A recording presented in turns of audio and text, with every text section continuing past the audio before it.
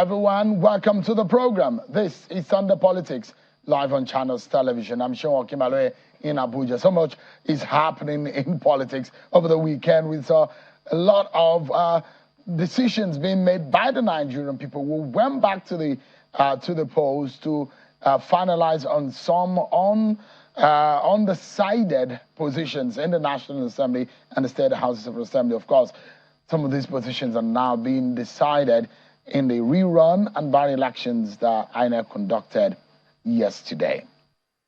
Of course, we get into here about Central Bank of Nigeria's decision about foreign currency and how it's going to be handled in Nigeria, of course, on Channels Television News. At the top of the hour, you'll be getting more on that sort of story. But tonight, everyone, the Honorable Minister of Youth Development will be speaking with us. We'll be delving into a critical topic that affects millions of young Nigerians, youth unemployment being a worrying situation of the population. That is almost 70% of the Nigerian population, almost 30, those who are under 30 are about 70% of the Nigerian population. Huge numbers, isn't it? So President Tinubu has made several promises to the Nigerian youth, which include a promise to appoint women, youth, and physically challenged persons to key positions in his government in line with constitutional provisions. The president made commitment also of his administration to creating meaningful opportunities for Nigerian youths, from job creation, education, and skills development to digital innovation, financial technology, and youth participation in governance. The president emphasized that youth empowerment is a fundamental pillar of all reform actions being implemented across sectors in order to create an environment where Nigerian youth can thrive and contribute to the growth and development of the nation. Of course, one of those things that the president promised is that he's going to give young Nigerians, those who are in school, student loans. How about that? We'll find out tonight on the plans of the Tinubu government on a population that perhaps is the highest in the world, almost the highest, if not the highest in the world. Nigeria has perhaps the highest youth population in the world. Almost 70% of them are under the age of 30. What we are nursing these energies. Tonight, I'm being joined by the Honorable Minister of Youth, Jamila Bio Ibrahim, joins us live in our Abuja studio. Thanks so much, Honorable Minister, for joining us. Thank you very much, Sure, for having me. Let's begin the conversation about the expectation of young people in Nigeria. And perhaps there was a jinx that had been broken by President Tinubu when he appointed yourself and your colleague, the Minister of State for Youth. A lot of people have thought that maybe what we have seen in the past, because it's usually the Ministry of Youth and Sport Development. Now it's the Ministry of Youth. And interestingly, young people like yourself were being appointed in that office. Give us an understanding of, or a summary of President Tinubu's vision for the Nigerian youth. Thank you very much, Sean. His Excellency President Bola Ahmed Tinubu, his vision for young people in Nigeria is not... It's very apparent, and that he means very well for young people in Nigeria for appointing, first of all, 2 young people to serve as ministers of youth development. And the ministry's mandate, from the mandate of the ministry, it says that the ministry is saddled with the responsibility of ensuring the well-being of young people in a holistic manner. So their physical, mental, and socio-economic well-being. And then now, the Mr. President's vision, like he said during the campaign, I remember clearly that there was a campaign promise of a national youth bank for young people. Youth bank? A youth bank for young people. What does that mean? Well, a bank that caters to the financial needs of young people, being entrepreneurial or developmental aspirations. Okay, so it's going to be like the other commercial banks, isn't it?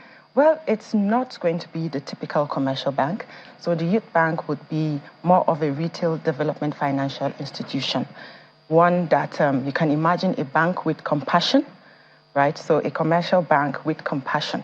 So it's not going to be 100% owned and run by government, and it will have some private sector influence and development partners support as well.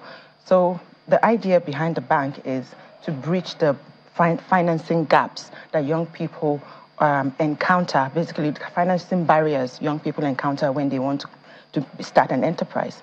For instance, I was in the University of Lagos yesterday, and they had their Gen Z involvement in the new Nigeria 3.0, the third edition, and I met with so many young talents in the creative industry. So I'm just making reference to the creative industry because we have so many young people in that sector, and a typical commercial bank, for instance, would find it difficult to lend a young person in that sector any amount of money to begin their career in the sector. For instance, I met with a comedian called Monica. So I'm just using that in context now. As this young comedian who has this hope of, he hopes to stage a show, and he might not have the resources to ensure that the show is successful. So as the youth bank now, we come in, support him from the inception from the ideation phase of that show, and then we support him to build capacity, handhold him, mentor him, get him the right mentors, right, and then give him the capital, and then we ensure that we get access to the right target audience for him. So that's access to market and then mentorship. So the bank is going to be majorly like a credit facility giving bank. That's right. More or less helping the youth population to get started with business. But they must be out of school before this can happen, isn't it? Well, they don't have to be out of school. They don't have to be out of school. As long as they're young people within that youth Age demography, bracket. Yes, and they have this enterprise, they want to be entrepreneurs. I mean, the bank supports them through the we have the financial service and the non-financial service, right? So the non-financial service is that one that guarantees that their capacities are built, they have financial literacy, to be able to run successful enterprises and all of that. Because, in the past, we've had, several schemes and interventions for young people. And I believe that the most successful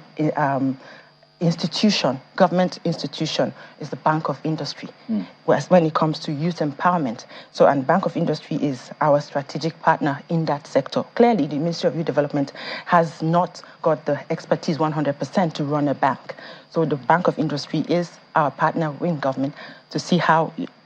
How soon is this bank starting? Well, we earlier than, we were hoping that by the first quarter.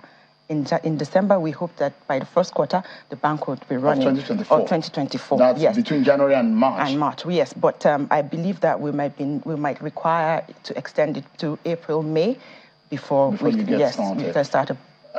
So in that sense, is there a particular target of a sector or sectors that the bank will be hoping to help? Yes. Well, it's important that we fund through that bank as a funding mechanism. We fund priority sectors that will trigger economic development of the country, such as agriculture, the creative industry, blue economy. Because it's no coincidence, right, that the administration created a Ministry of Blue Economy. That means that it is a priority sector for this administration, and circular economy, and of course in the digital sector as well.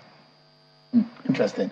So, every Nigerian youth that is watching tonight should be hopeful, especially because if the United Nations says that to be a young person, you have to be under the age of 35, isn't it? That's right. That's the youth population. So if you are over 35, you might not be able to benefit from the youth bank that is in the offering. But we should be looking forward to that. Maybe between now and the end of May, something should come up in physical terms, and people being able to have access, isn't it? Yes. And then, as a matter of fact, because we want to be very inclusive, and we understand that in this part of the world, even though the United Nations age barrier, age bracket limit for youth is 35 and between 18 and 35. For us in Nigeria and in Africa, we have a lot of challenges when it comes to attaining actual adulthood and our developmental milestones. So we're going to have to make a concession and have maybe a form of inclusive strategy for persons under the age of 40. So let's look at an agency or a parastatal under your ministry, under your ministry's mandate, which is the NYSC. First and foremost, security is being a major problem. That's right. There are the fears of those who have been deployed, and especially those challenged areas in terms of security. What is the ministry doing to ensure, guarantee? Recently, we just before the end of last year, there were some corps members that were abducted. What is the government doing to ensure or guarantee the safety of NYC, the corps members? Well, as an immediate intervention of government and the NYC as an agency, we have actually stopped posting corps members to the very unsafe states, right, as an immediate intervention of government. So this will start in the next batch that you'll be deploying? Well, it has actually commenced. In the past, we've been doing it. There are states we haven't been posting corps members to ensure their safety. And when it comes to insecurity or security matters, it's a multi-sectoral and a multidisciplinary approach. So it's not the NYSC alone and the ministry that is involved. I mean, we are working closely with the security outlets to ensure that corps members are safe. And then we're also working on group transportation strategies for them to ensure that they are transported to and from camp safely and to their destinations. So in terms of remuneration also, that's another thing. Is there a plan to jack it up? What they call the allowances to corps members. Is there any plan in that respect? Well, when it comes to remuneration and totally, looking at the holistic funding of the NYSC, you are aware that we have announced a reform of the NYSC scheme itself. So we want to go beyond, being, for the scheme to go beyond being that social program of government and to being a revenue generating scheme and agency. So the reforms will actually transform the NYC into a revenue generating agency and also prepare corps members now to be for the job market and to be decently and gainfully employed or to be employers of labor through entrepreneurship and then, of course, perfect matching into primary assignments and all the necessary support they need in that career path. Because there are those who feel that going into the NYSC and afterwards, that 1 year, there are really no jobs out there. There are no guarantees. They just go and they get those allowances and afterward. But in the real sense of it, there are no immediate plans to increase the allowances. It's going to remain the way it is right now, isn't it? Well, we can't say for sure because we all understand that resources are dwindling and even oil revenues are not as they used to be. But we will definitely find innovative ways to ensure that corps members' welfare is taken care of. So, is there any other ways? Because as a ministry, if you look at the unemployment statistics, over 33% of Nigerians are unemployed. You look at the poverty rate in this country, almost 100 million people are poor and may not be able to afford more than a certain amount of money to feed per day. Over 130 million Nigerians are in multidimensional poverty, and guarantee that if someone finishes school, in some times ago in Nigeria, you know that some companies are ready to get you jobs, but it's not the case here. There's the jackpot syndrome. Nigerians are in droves. They're collecting international passport, not because it's what they wanted, but because they want to travel out. Is there any plan on this jackpot syndrome, on how to create more jobs and retention in the country? The brain drain is killing the Nigerian economy. Thank you very much, Sean, for that question. Well, we all understand that government cannot create all jobs for all citizens. However, government can create enabling environment for the private sector to create jobs. So, and that will bring me to an initiative of President Bola Ahmed Tinubu, which is the Youth Villages Project, which will be, the Youth Villages Project would be a project that leverages basically on comparative commodities of competitive advantage. You will agree with me that more than ever before, I always say this, that even though I wasn't born immediately after the Nigerian Civil War, I know that there have been a lot of, our diversity has divided us so much in Nigeria, and even worse was our divisions were even more apparent after the 2023 general election. However, even though we're not coming out of a post-war situation, it was apparent that our diversity has divided us so much more. But how do we harness this diversity and turn this diversity into a strength now towards national development and prosperity, a shared prosperity for all? Well, we need to first of all begin to see ourselves as geo-economic zones now, because every geopolitical zone has a commodity of competitive advantage over the other. And it is until we start to see each other as, business partners, for instance, then we will begin to prosper. We will move from being a developing nation to an actually developed nation. So I'll give you some instances of some examples of this kind of commodities. And we want to be able to use these commodities to build economies around these sustainable, youth villages that we hope to build. And because we also understand, right, that we cannot build cities or villages in 2, 3, or 4 years. Right, so we hope to also leverage on already existing structures because we don't want to reinvent the wheel. Are these cities going to be, villages rather, going to be in each state of the federation? Well, we want to start with each geopolitical zone first. Okay. So, for instance, we have in the Northwest the strengths. We know that we used to have very good textile industries in the North. So how about we develop this cotton value chain up to the point of textile production, and then across that value chain, we will be able to infuse young people to be able to play roles in these villages. We want young people to own at least 80% of the businesses, and then through, of course, public-private partnership and investments, either domestic direct investments or foreign direct investments. And we hope also know that beyond just being part of the workforce, young people deserve some equity in these businesses. And we know, well, the vision is to be able to build and nurture 1 million young entrepreneurs over a 10-year period. And then a medium-scale industry would actually empower 50-man workforce, right? So 1 million entrepreneurs empowering 50 other young people as their workforce. That's about 51 million jobs in 10 years. And that's just the direct, impact. Then we have which will have a multiplier effect and stimulate, economic growth and all of that. So we can do that with the various commodities across the geopolitical zones.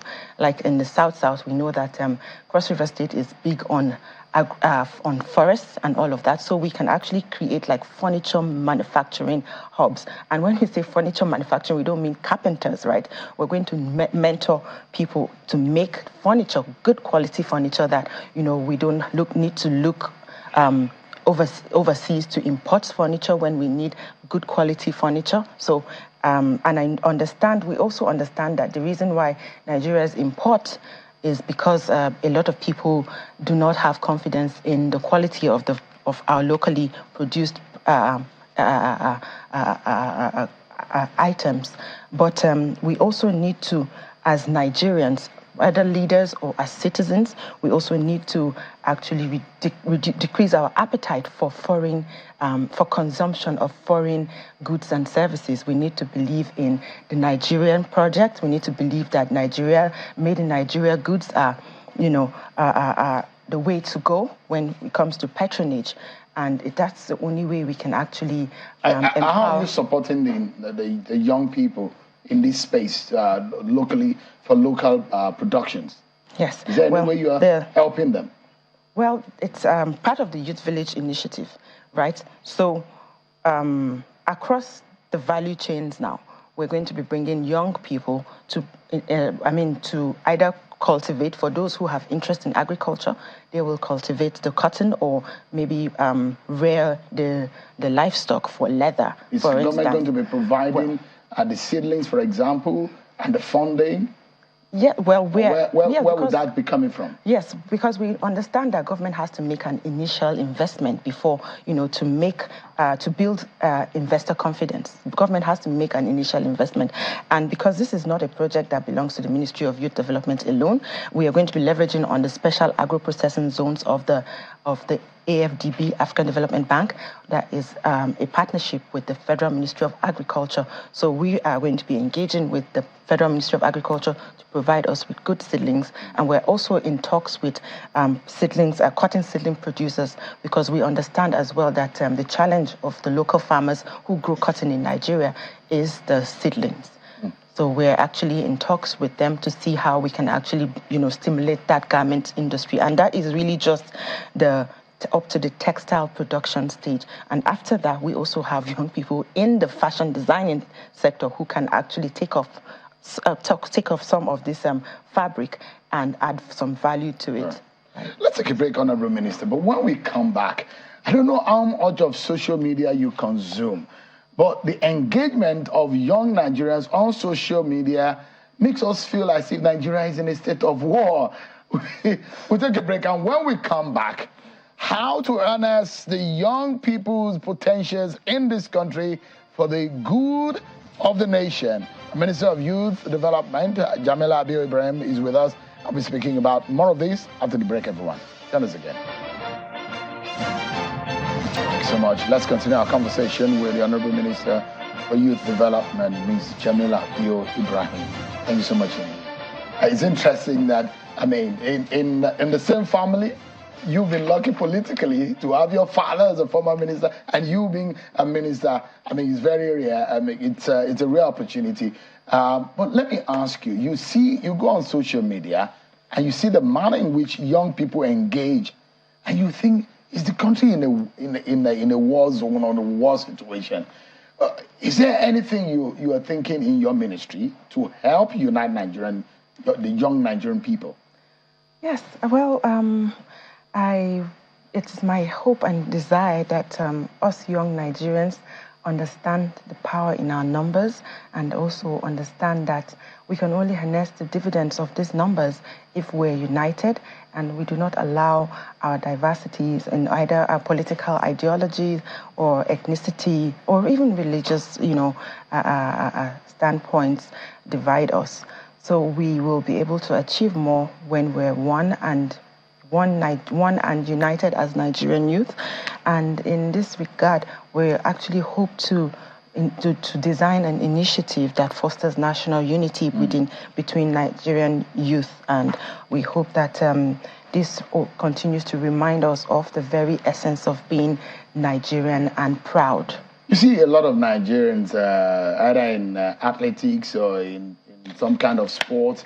For example, kudos to Davido, Arasta, Burna Boy, some of those who are playing big on the global stage. Grammys, they're being mentioned in Grammys, nominated for Grammys. They're on the global stage, and there are those who are also making waves across different sectors. It's just going to be interesting to see Nigerian youth more united. But let me ask you, the promise the president made, one of the promises to the Nigerian people is the inclusion in governance. Is he able to keep to that promise?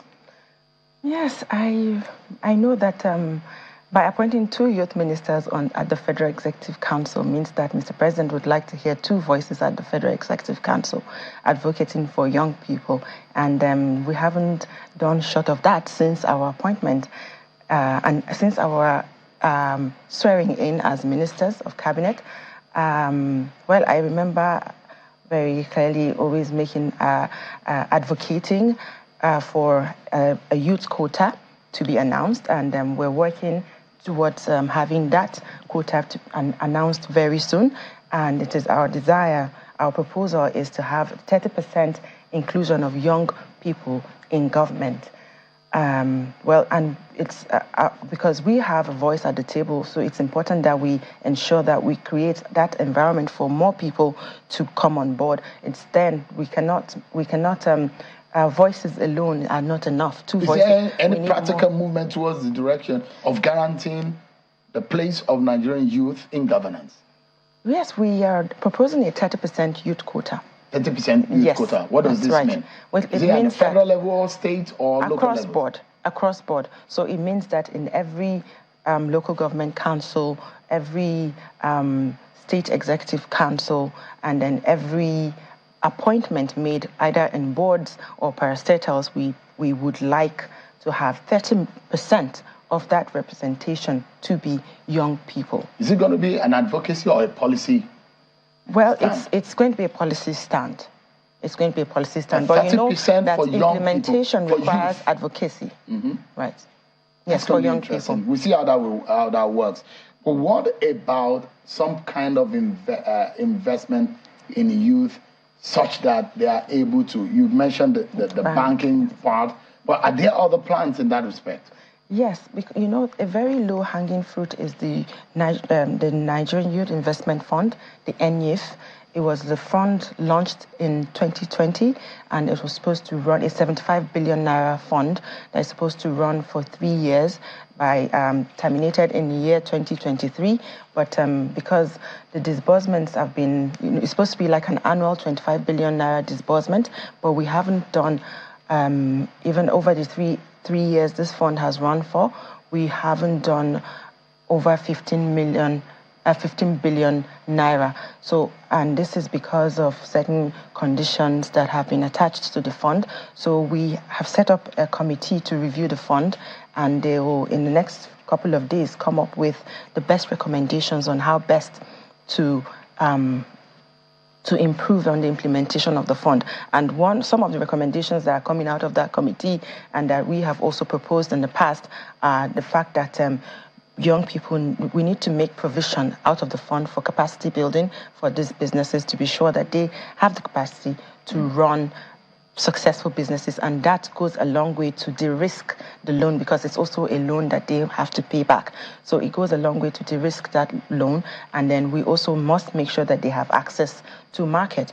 And as one of the what we hope to see as a review of that fund is to identify again priority sectors and backwardly integrate young businesses into those sectors. I'm hoping and we're praying that all this works out and for the benefit of the Nigerian young people. But we sincerely most thank you, the Honorable Minister for Youth Development, Ms. Jamila Bio Ibrahim. Thank you so much indeed for your time tonight. Thank you. I'm glad to be here. Thank you so much. We take a break, everyone, and when we return, there's one man who is eyeing the #1 seat in Edo State. Is a former president of the Nigerian Bar Association. I would be joined next on the program by Mr. Olumide Akpata, a Labour Party governorship aspirant. Stay with us, everyone. We'll be right back. Thank you so much, everyone. Let's go into core politics, the politics of the governorship race in Edo State. Today we're being joined by a distinguished guest with us, Mr. Olumide Akpata, a formidable figure in the Nigerian law and the former president of the Nigerian Bar Association. Mr. Akpata is now setting his eyes on a new challenge, aspiring to become the governor of Edo State under the Labour Party. Known for his legal acumen and commitment to justice, Akpata brings a unique perspective to the realm of politics, from someone who became the president of the Nigerian Bar Association from the outer bar. He's been breaking boundaries, but how will he be able to do this? He's going to be joining us to talk about his ambition to wanting to become the governor of Edo State. Thank you so much, Mr. Akpata, for joining us tonight. Thank you, Shehu. Thank you for having me. It's so interesting. I mean, when I heard it first, and I was seeing some signals as to Olumide Akpata, and I saw you probably would teach me that dance. I don't know at what event you did that dance. Free dance lessons for next week. I was surprised that you wanted to become governor. I never saw it coming. Well,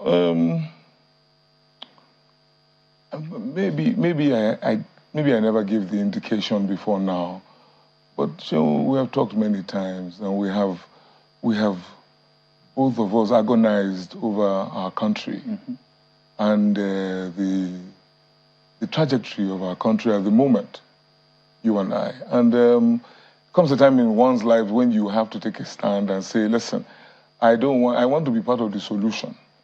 I actually put out a statement when I picked up my party card, and I said to the nation that I was tired of being a complainant or complaining. You know, I thought that I should take a step, and it is in our enlightened self-interest to do that. You know, take a step and come out and try very hard to see if I can be part of the solution. And when I surveyed the field, I found a party that I thought gave expression to my own objectives, or that tallied with my own objectives. And then I thought, why not go home and start at home, Edo State. We have an off-cycle election coming up in September of this year. And so that time I said, why don't we go home and demonstrate, as I keep on saying, that governance is not rocket science. And just a few things that we have gotten wrong, few basic concepts that we have gotten wrong. So this is me stepping out of my comfort zone to ensure that that comfort zone remains. Because if you stay in your comfort zone and hope that just by staying there you protect that zone, you have got it all wrong. For someone who has been a successful commercial law practitioner, and you're coming, and a lot of people will think, doesn't this guy want to continue to count his money and just comfortably do that? And those who will say, okay, what are you bringing to the table? Why do you want to be governor of Edo State? What did you achieve as the president of the NBA? What would you be telling those who are asking that question tonight? Don't I want to count my money? You can continue to count your money, right? But if there's no country left for you to live in, where will you spend your money? Like I said, it is in our enlightened self-interest to take more than a passing interest in how we are governed, and to ensure that we are counted amongst those who make policy. Because if you leave it to others who probably may not have your interest at heart, or may not really be there, your interest may not be aligned, you will be the one who suffers under those policies that are made by people who don't think the way you think. So you might as well come out. So what am I bringing to the table? First and foremost, my problem with politics in Nigeria and governance in Nigeria, like I've said many times, is that the people have been taken out of the equation. So for me, what do I bring to the table is to insert the people back into the equation as where they rightly belong. But what would you say you have done to ensure, I mean, once you've been given the opportunity to serve your own profession, what would you say would be the trust quota that Nigerians can take out of the role you have served before, and is in the public? Shehu, I was president of the bar from 2020 to 2022, 30th president of the Nigerian Bar Association. When I was running for office, you do a poll, 7 out of 10 Nigerian lawyers will tell you, what does the NBA do for me? If there's anything I did, I ensured that there was buy-in. The lawyers believed again in the association. We gave the association its voice. And we're also prudent. So I left behind, after spending money on programs, we ran all our programs, we did everything that we needed to do, we made the lawyers proud again to be lawyers, we still left a 1.5 billion naira in the accounts of the NBA. So if you become governor, you become a prudent governor? I will be a prudent manager of resources, men and resources. It's not that difficult. Now, those will be asking, do you have the competencies, the experience to run? You've run a law chamber, but the experience of running a state as governor, they're two different things. I beg to differ. To run organizations, the principles are the same. You know, the principles, prioritizing. When you budget, what do you spend your money on? Is it stuff that impacts on the people? Then the most important thing, transparency. You run government not like a coven. You run government because it's the government that belongs to the people. You let them know what you're doing and let them understand why you're doing it, because they matter. Democracy is about the people. I beg to differ. It is not that difficult. We are the ones who make governance appear like rocket science, appear like some kind of sorcery. It is not. So we are here to show that I am here to show that all you need is you have a track record of managing men and resources.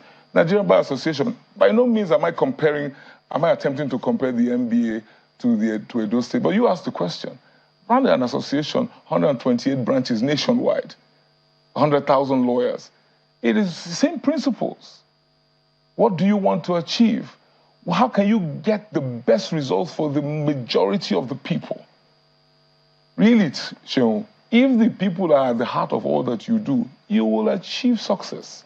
But, Mr. Akpata, you are saying and perceived, and indeed you are an outsider in the mainstream politics.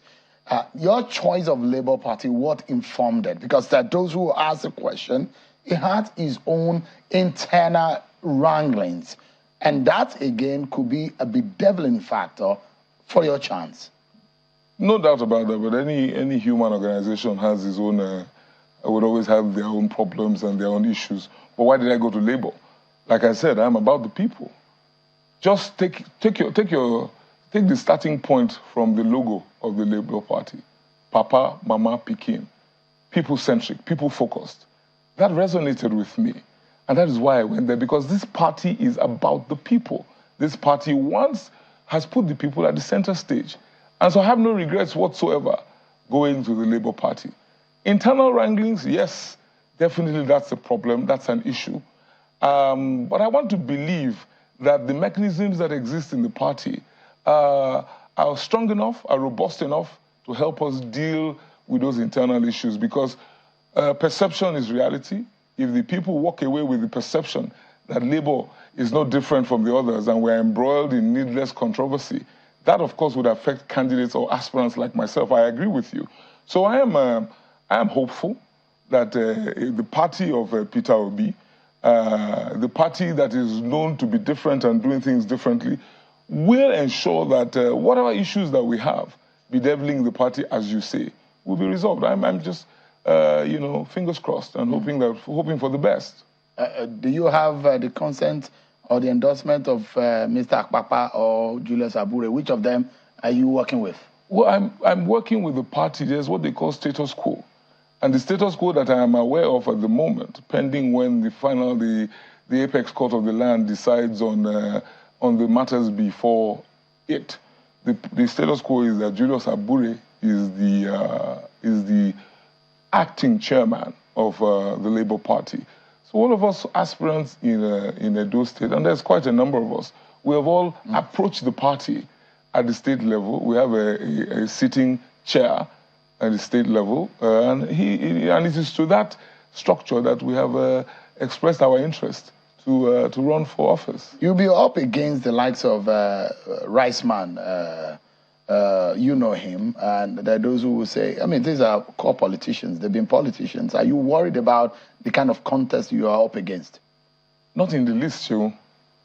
If core politicians is a badge I don't want to wear.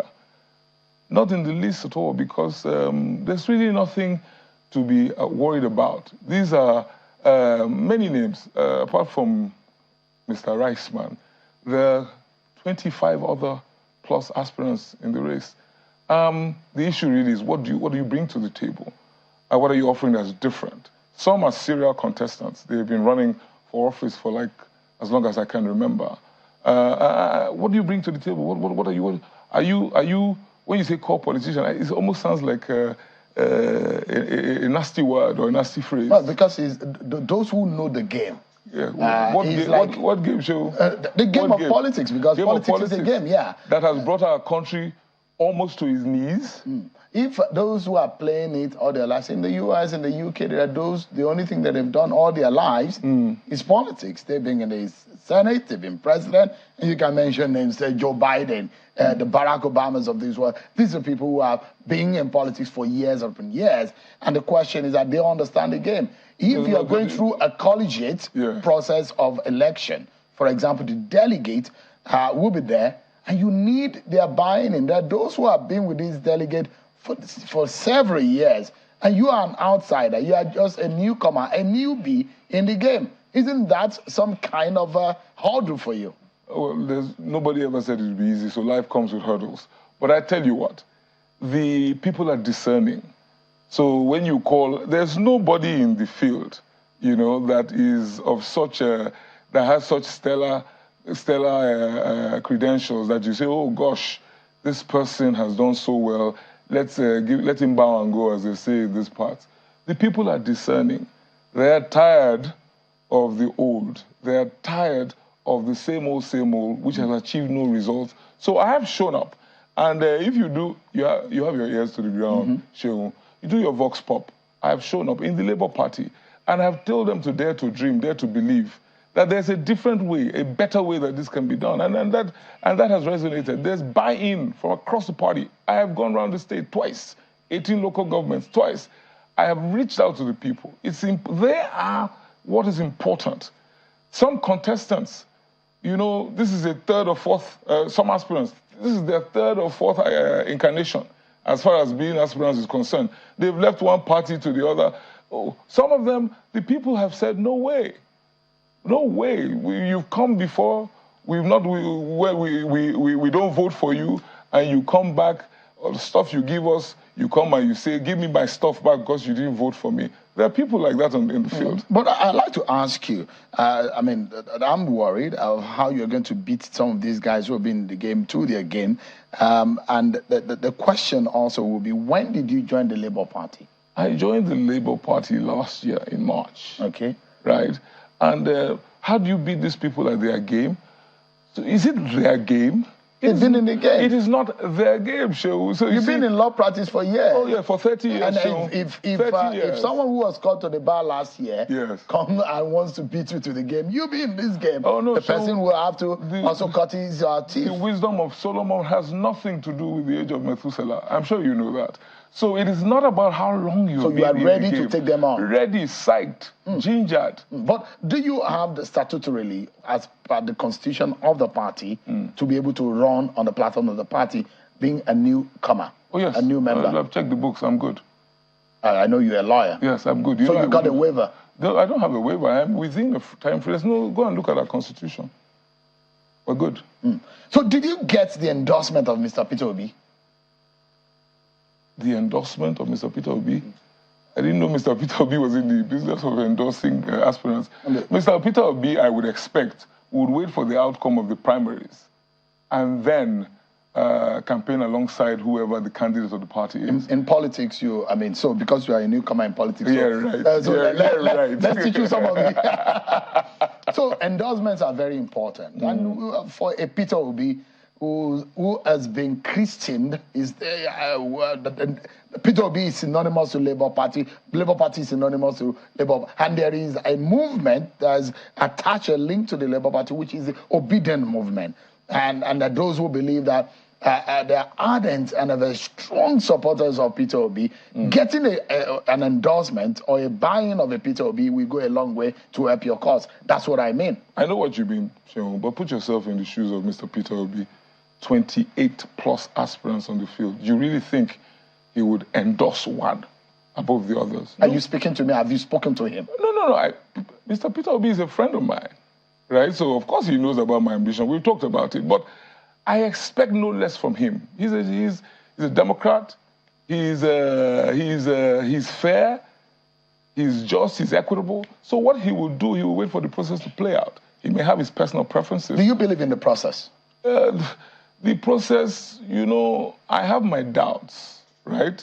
Or let me call them my concerns. Having just watched keenly the process in Bayelsa State, in Imo, and in Kogi, there were glitches there. And I'm hoping that 2020 being hindsight, I'm hoping that those who superintend our affairs would go back to the drawing board and ensure that we don't have the kind of recriminations that we had, particularly in Bayelsa. Dengs already. Dengs is a good friend of mine, and he has regaled me with tales of woe. In Mbonyi, your party had a problem. In Bayelsa, the party had a problem. Yeah, in several states, your party. So there are those who are agitated. It's cause for concern. It is cause for concern. If you are played out and you don't get a ticket, what would you do? Well, I don't know. I don't think in those terms. When you say played out, It could be played. It's a game. I don't think. And in that game, it's either you win or you lose. So it's either you win or you lose, right? And I'm a Democrat and I'm a good sportsman. If I lose, I lose. You go home, right? And you go back and... you wouldn't want to seek another platform? Is it possible? Political harlotry is not really one of my good points. You know what I mean? You believe in something. I came to this party because I believe in what the party stands for. If some of the operators of the party behave in an underhanded manner, that does not mean the party has changed.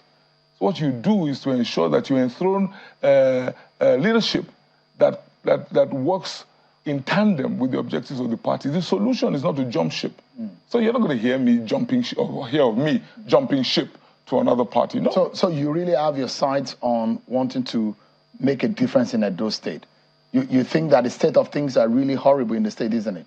Is that what you think? I have said before that I totally disagree with the style of governance of the PDP-led government in Edo State. And I just think that the people are not at the center of policy. I just think that we have high-sounding, highfalutin policies that really don't affect the man on the ground. So yes, I want to come in on the platform of Labour Party, people-centric party, to put the people first. Are you saying this because you're a politician now, and that's why you're criticizing the policies of Godwin Obaseki? There are those who believe that you are a very close friend of his.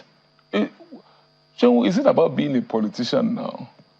They're not they tell deaf and dumb, say, market don't close. You know that expression.